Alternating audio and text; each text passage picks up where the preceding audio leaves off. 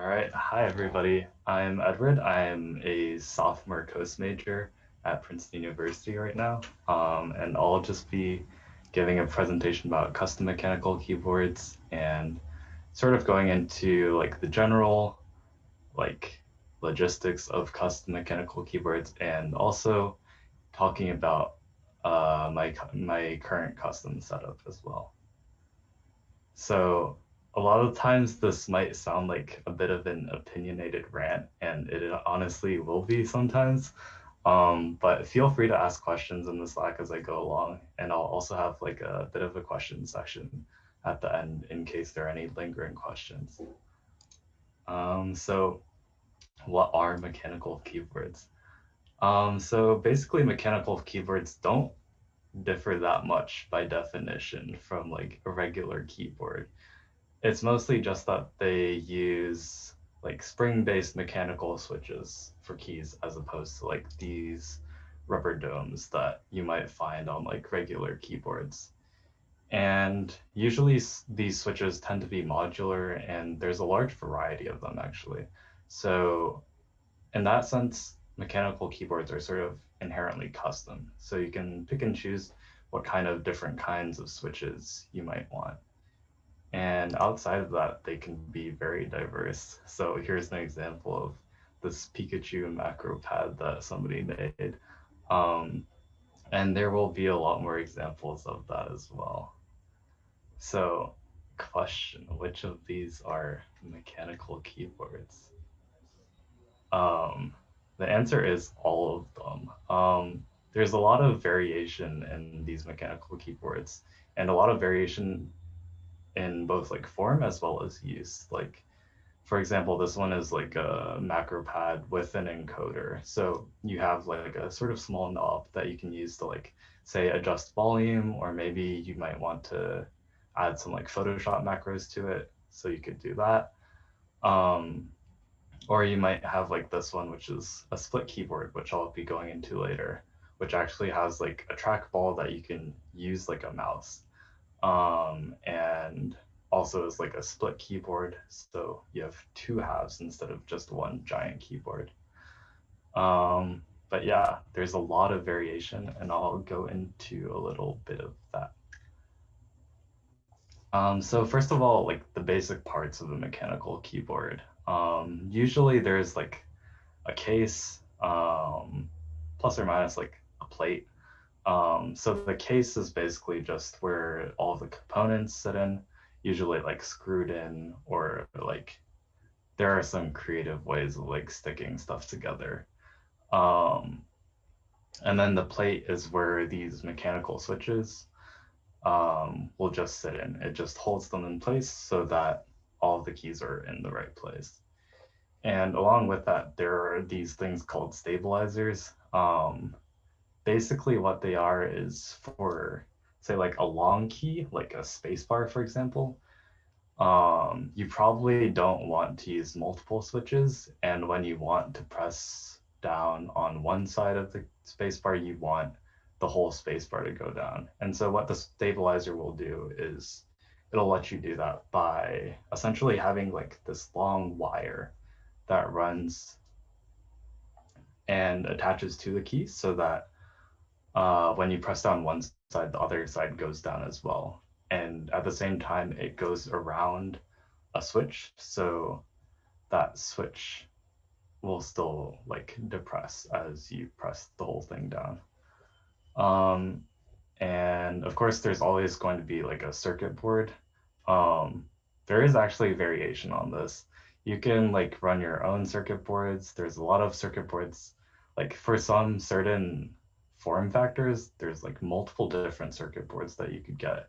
And they all have like certain features that you might want. Like you might want some RGB backlighting or something like that. I do know that people also like hand wire keyboards as well, like no circuit board. Technically, they basically just like run wires and directly solder to the switches, which is pretty insane, honestly, but not my cup of tea.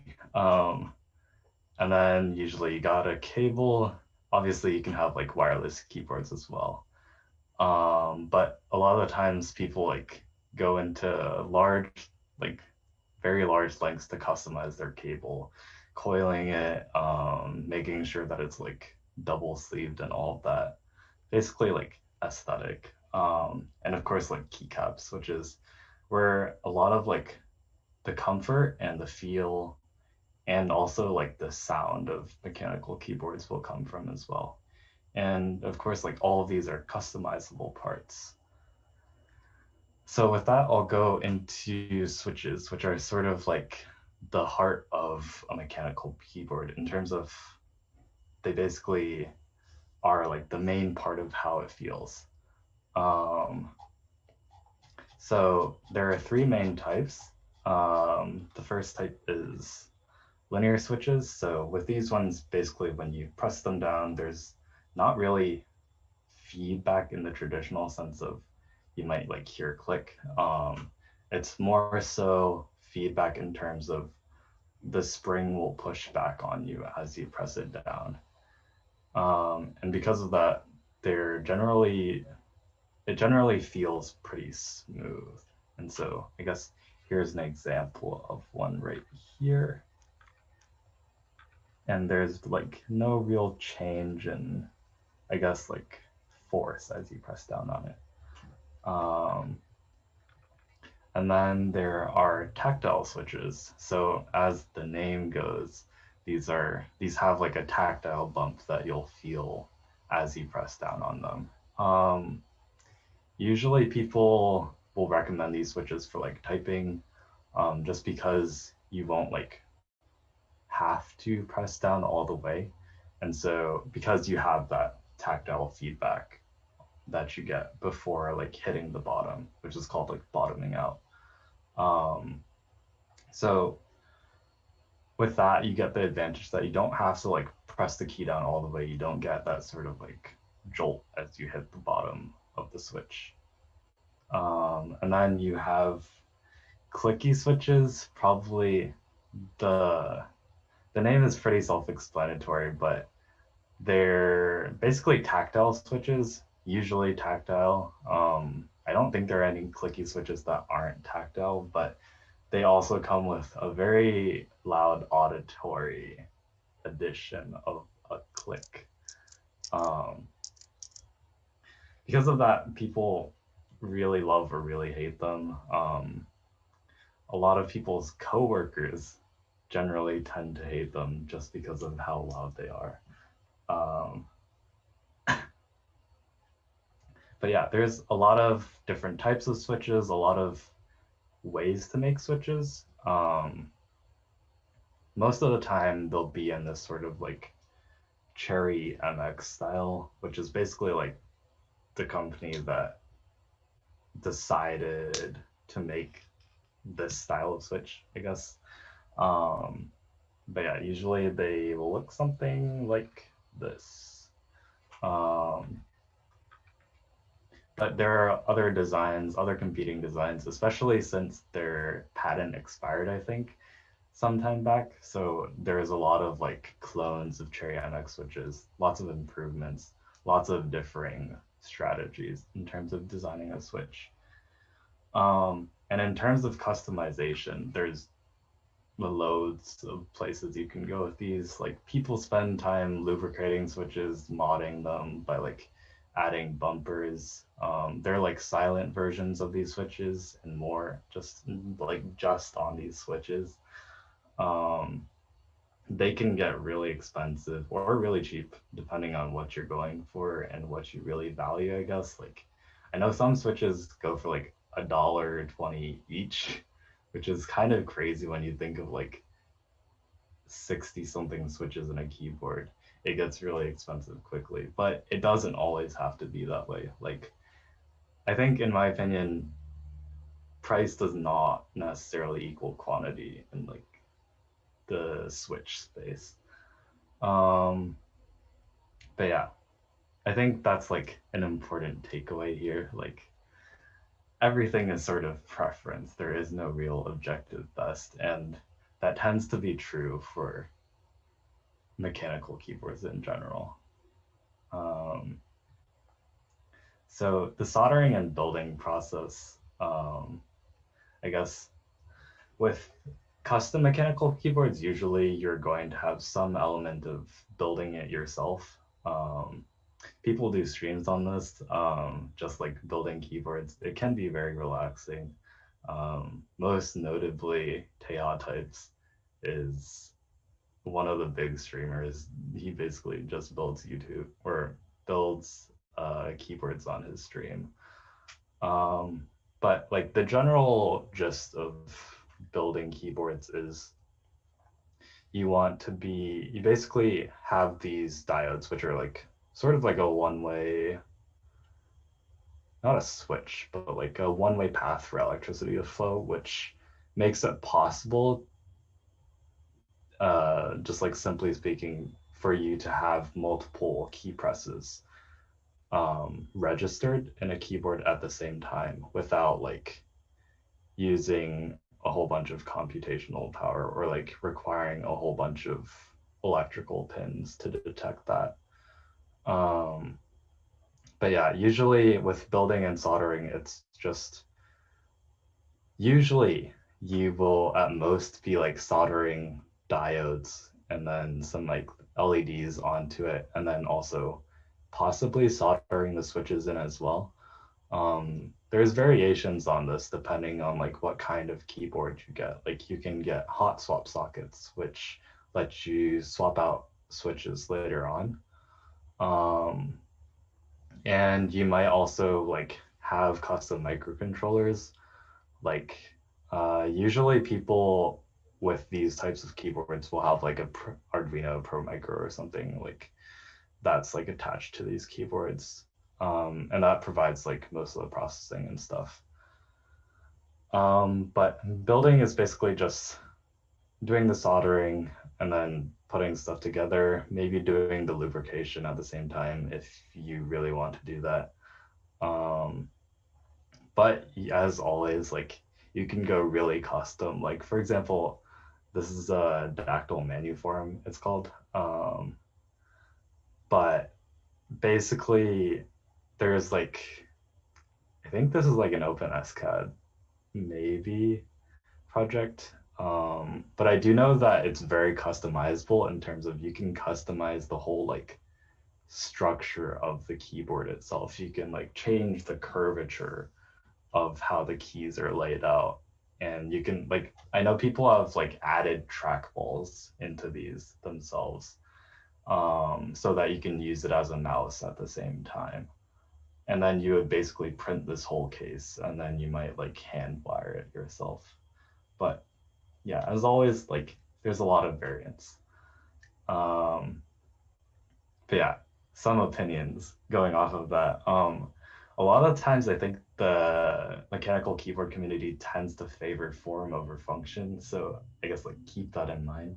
Like for example, this is like a Cherry MX Brown switch, which is like a light tactile switch, but honestly, it's not that bad. It's just like the community is currently into a bit of like a hype train on like really heavy tactile switches, or not heavy, but like where the bump when you press down on it is really sharp, or like there's a lot of tactile feedback when you press it.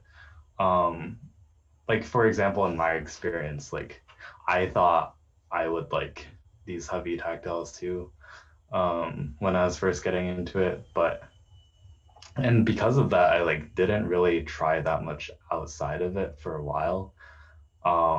But it really does, for like in my experience, like it gets very tiring to type with these like really tactile switches. And honestly, like they're not really my favorite. Like these days I use very light linear switches, which is kind of like the opposite. But basically it's like try not to fall into what exactly like what the community says. Like information is useful to a point, but you really have to make your own decisions and try it out yourself. So I guess going off of that, ergonomics. Um, the community doesn't always prioritize this. As I said, like form over function a lot of the times. Um, Generally, if you like pay attention to your hands or like your arms while you're typing and pay attention to your arms like when you're just like resting them, you'll tend to notice that your natural like resting position tends to have your hands like vertical like this instead of um like the generic like typing position like this. And if you like watch out for that, I think a lot of the times you'll tend to notice that a lot of stuff is actually twisting when you're in like a normal like conventional typing position. And a lot of like keyboard ergonomics like comes down to that. Like there's a lot of twisting that goes on when you have like a regular keyboard. And so a lot of like ergonomics is designed to alleviate that. Um, and so like for example, you might like have a tented keyboard, which is basically where you might have like either two halves or like your keyboard split into two halves at least, and you would have them tilted like this. It's hard to describe, but basically it's going for that whole you want your hands to be more vertical thing. Um, at the same time, like a lot of keyboards tend to have like a forward tilt to them, which is kind of interesting because it's actually like not recommended to have them tilt that way. It's actually recommended usually to have a reverse tilt where the keyboard is tilted away from you. Usually that's done with like a keyboard, like a desk tray or something that tilts away from you. But it's interesting to know that like a lot of keyboards tend to be like a forward tilt, which isn't great. If you feel like if you notice like your hands when you type, and if you try and like tilt your keyboard forwards towards you like this, um, you'll definitely notice that like your fingers have to work harder just to like go upwards. And that can really be fatiguing over time. Another bit of like ergonomic stuff is just like key travel. Usually with mechanical keyboards, a big thing is like having a long travel because it definitely like feels nice usually. It's not always good for like ergonomics. Like it can be very tiring to have like to always be pressing really far down every single key press. Um, but yeah, I mean, that's I think more of a preference thing than anything. Um, Another thing is just like, and I'll go a little more into this with split keyboards, but pinky versus thumb usage, you actually have to use your pinky, or you're supposed to use your pinky a lot on like a conventional keyboard. Like you use your pinky to like press control, press enter, press caps, press shift, everything. Um, your thumb only presses space, which is kind of interesting because your thumb is usually pretty strong and a lot stronger than your pinky. And so a lot of split keyboards tend to try and reverse that. And there are like these whole thumb clusters that are built in um, to the keyboard. So you have all of your like modifier keys right here. Um, but yeah, let's see. I guess also with that, this tends to get like more extreme, I guess. People tend to like reduce the number of keys. Like it tends to be like a bit distracting to have to like reach for the number row, I guess. And so usually this is solved by like effectively changing that into like a sort of layer. So you would press some modifier key and then you would be able to access the number keys from without like stretching nearly as far. I'll go into that a bit later.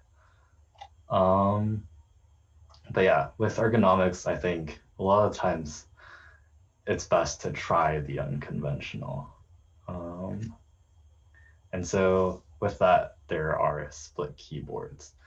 So these will let you they'll let you like tilt them separately, and you can rotate them separately. Basically, I think a big part of split keyboards is that you can just like move them how your hands want to move. And this gives you like potentially a lot more natural hand positions. And of course, you can also like put stuff in between, which is always nice. And with these split keyboards, usually, or custom split keyboards at least, usually they'll be using this firmware called QMK. So basically, QMK is like an open source firmware that lets you program your own keyboard. And so it'll let you add your own features. You'll be able to decide what you want to include in your keyboard. Like you might want like specific RGB effects that you otherwise wouldn't be able to have, or you might want to like integrate some weird hardware.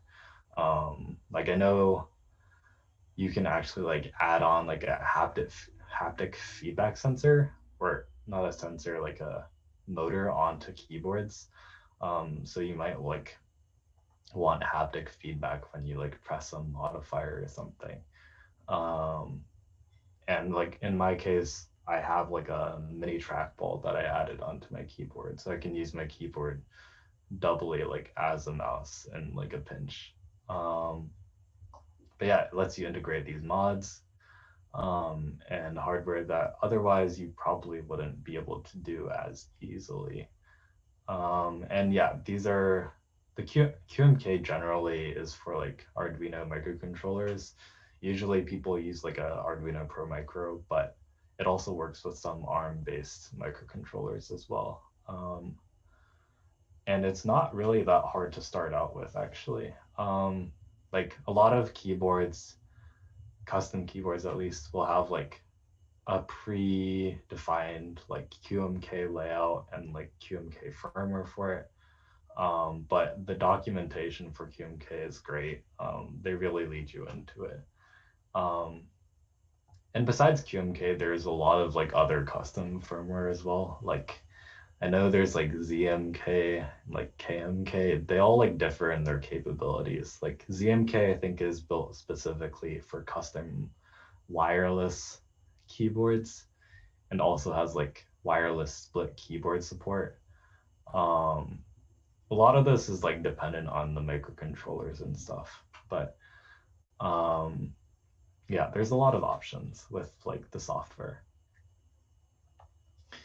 And I guess with that, so QMK lets you customize like the layout of your keys. It lets you like remap keys. You can even like add like a mod tap, which is basically where if you tap on a key, it'll be one key, and then if you hold down that key for some amount of time, it'll become a different key.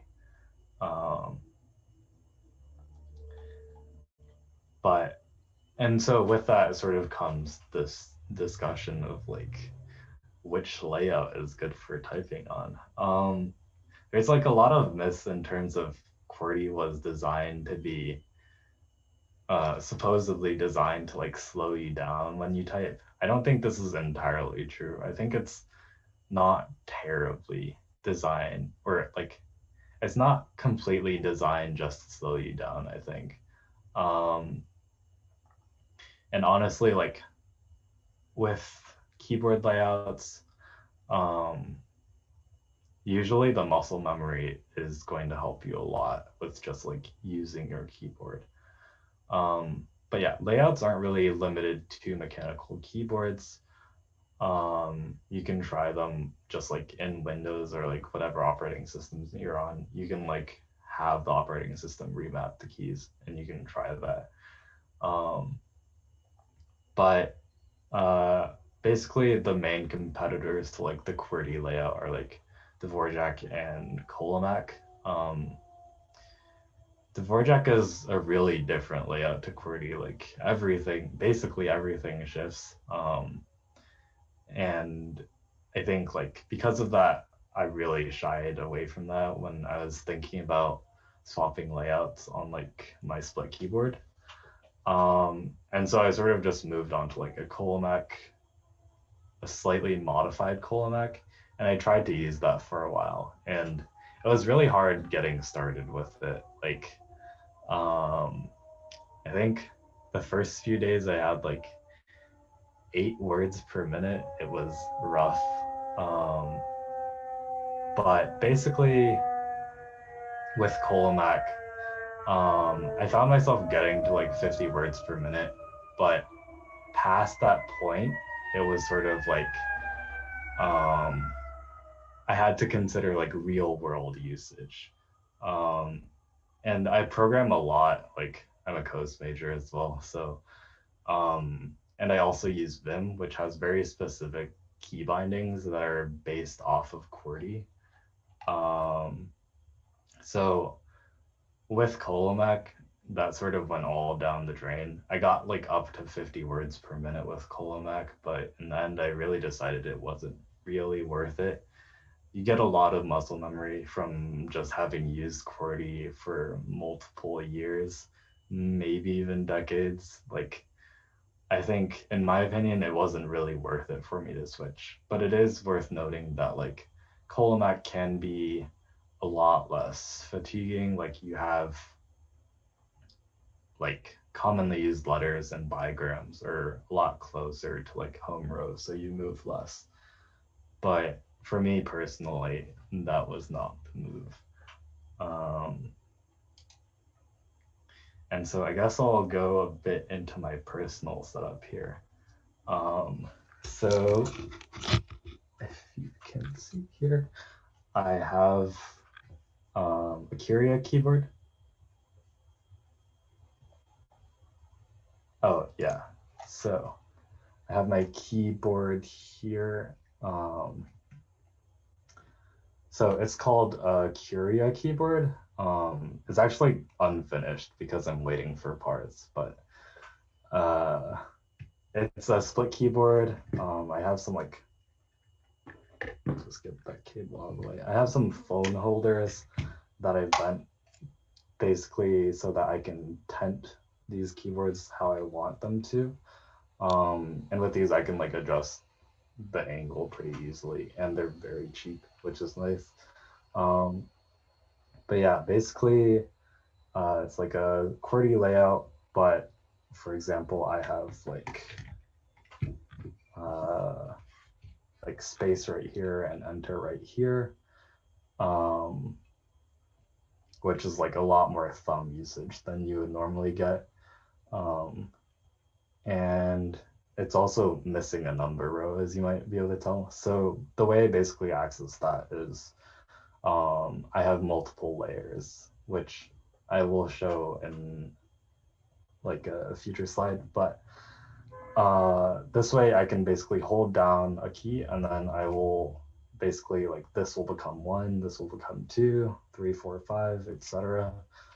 And with layers, basically, I'm moving a lot of work onto my thumbs, um, as opposed to like having to stretch my hands and maybe like forget where my hands are, which can be really nice sometimes. Um, and with this, it's like super portable as well. Like you can take all the cables out. I have my case right here for it, which hasn't seen much use because I haven't really traveled exactly since I've gotten this keyboard. But it's nice because I can just like pop this all up. I can pop all the cables in here as well. And then like I have this really nice compact box that I can just bring with me everywhere. But yeah, that's the keyboard as it is right now.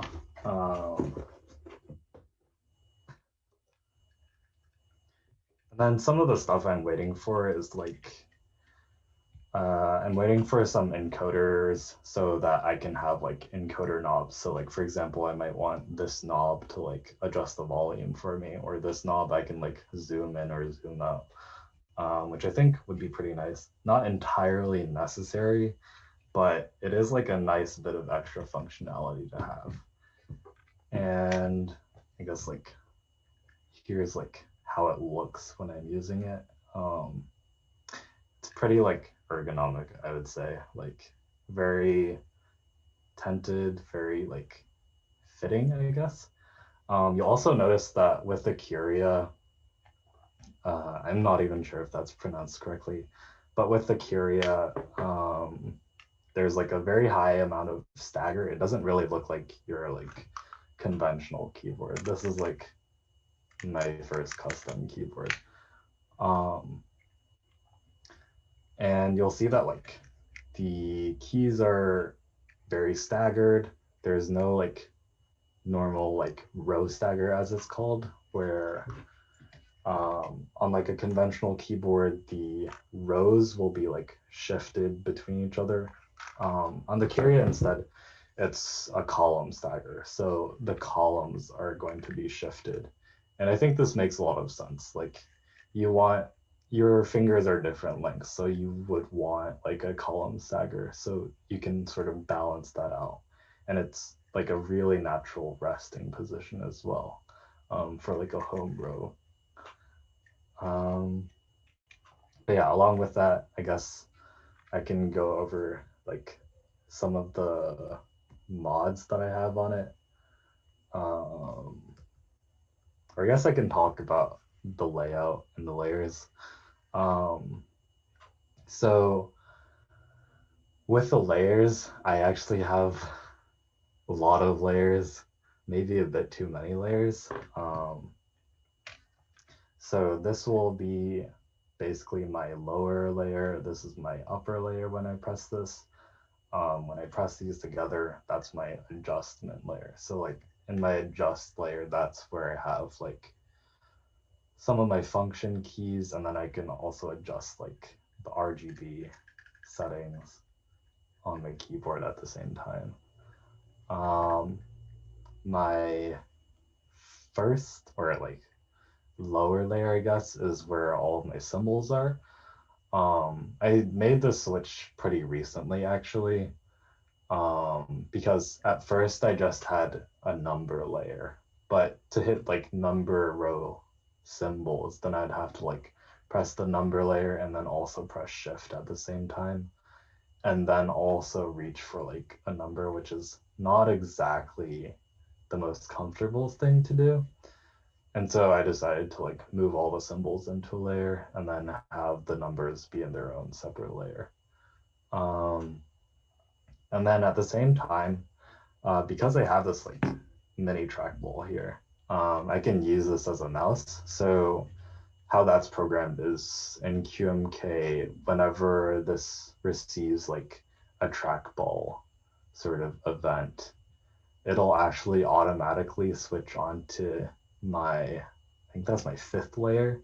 Um, the fifth layer is basically turns this into a mouse. Like it's pretty nice, honestly. And you can also like have it time out. So if I don't move the trackball for a while, it'll swap to like one of my, or like swap back to my default layer. But basically I can like move the trackball around. I can like click it with like this key, for example.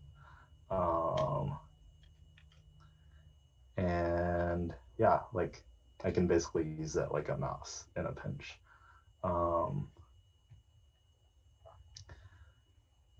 And so I guess like that kind of goes over some of the mods that I've made to my keyboard.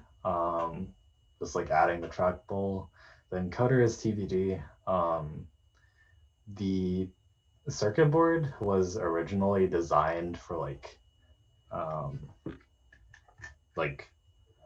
4-pin audio jacks. Like with split keyboards, you need a cable that goes in between them, and usually people use like a 3.5 millimeter audio jack for that, just because they're common, they're pretty easy to find, and they're like 360-degree rotatable, which is always nice.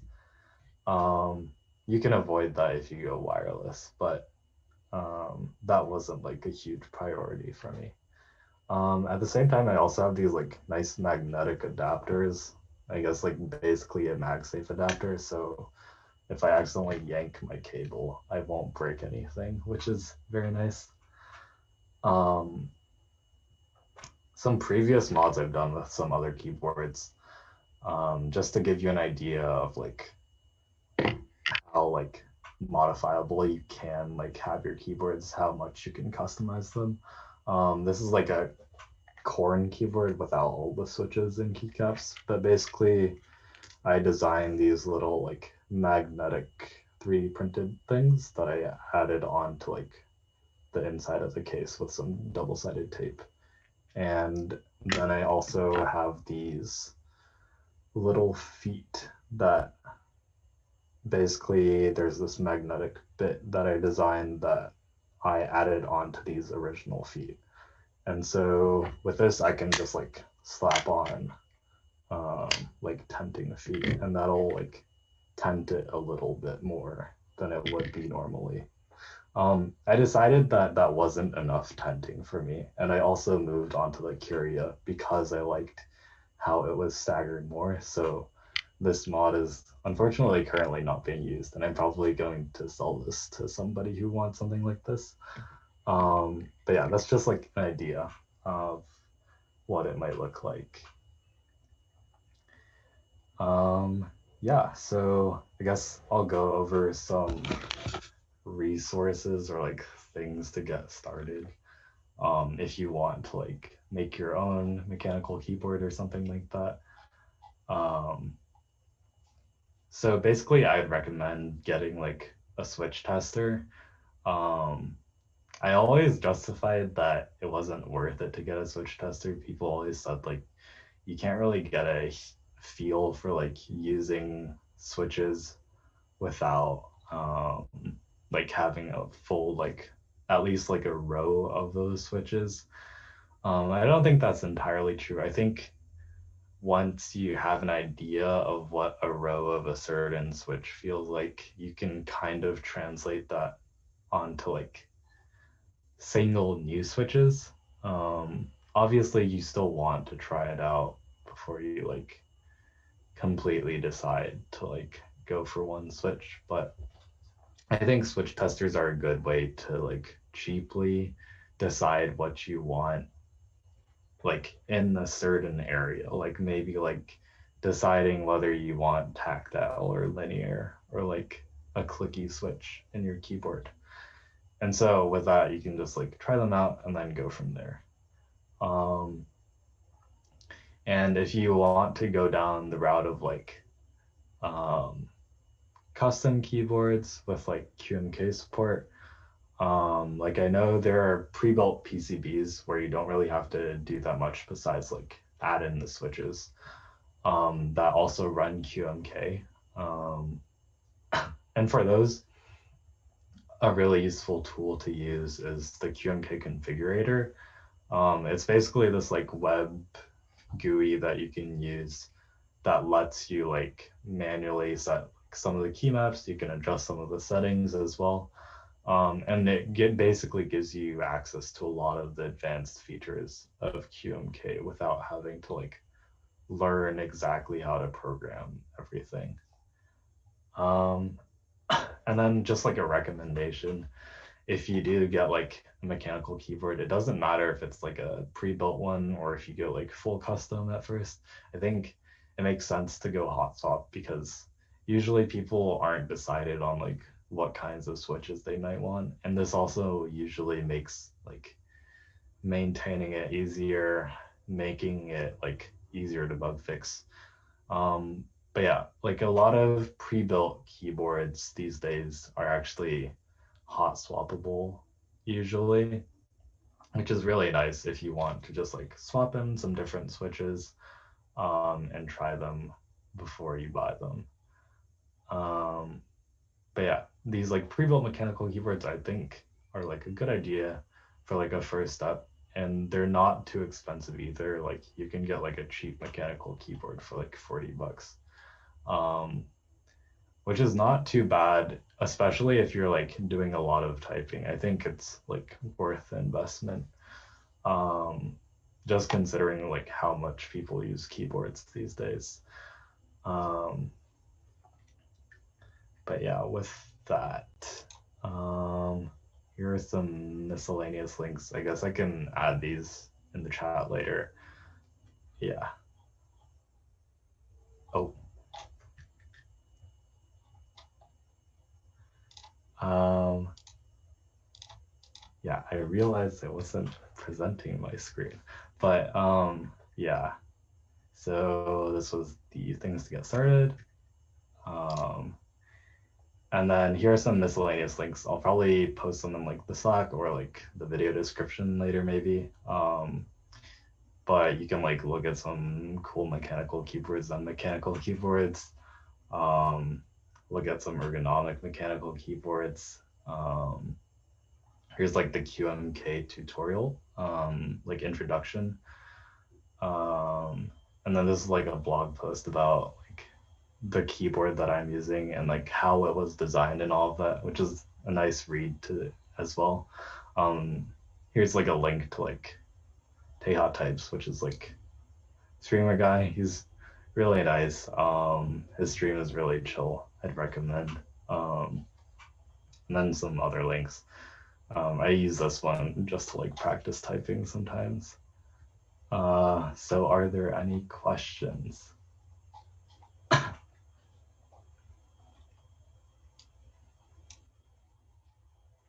Yes.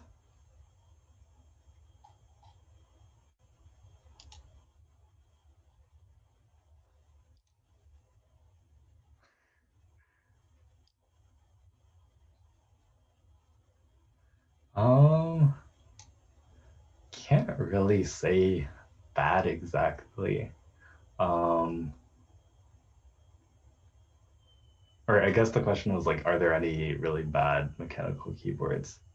But I can't really say that there's like a bad mechanical keyboard. Like usually, I mean, it's all preference. um, like I think only a bad mechanical keyboard would just be like one that you don't like, honestly. Um, but it's honestly like whatever works for you. There are some crazy designs. Um, and like people like I think most people wouldn't really look at having like my keyboard, for example, as like a realistic option. Um, and like that's totally fair. Like it's really up to like what you want to prioritize in like a keyboard and how far you're willing to go. um, if I eventually want to move on from a split keyboard slash my Curia keyboard, or is my current setup my ideal setup? I think at this point, I think my Curia is like as close to ideal as I'll get for a while. The only thing I might want in like a new keyboard might be um, increasing the pinky stagger even more. Like it's kind of crazy because if you look at my Curia keyboard, it's already like the pinky is like almost half a key shifted down already. Um, but for me, it feels like you can go even more, like maybe even a whole key down. So there's that. But at the same time, there's like designs that do have that increased stagger, but don't have like other features that I might want. Like I kind of like having like an OLED screen. Like that's not currently on it, but I'm mostly waiting for parts. It's like kind of an aesthetic thing, but just like having the encoder knob and everything built in, having that support already is like kind of a big reason why the Curia is pretty nice just because of all of those features that are already there. So at this point, I don't think I'm going to move on from it that soon. Um, how is the interior mechanism of the modern keyboard inherited or different than its ancestors, the telephone or the typewriter? I think QWERTY was around when typewriters were a thing. So I think that basically got passed down to keyboards. And that's why like people didn't want to switch from QWERTY. So they just kept it on like keyboards as they built them. Um, I think, yeah, other than that though, I think the like mechanism of keyboards is pretty different than a typewriter's. Um, not really sure about telephones either. Yeah.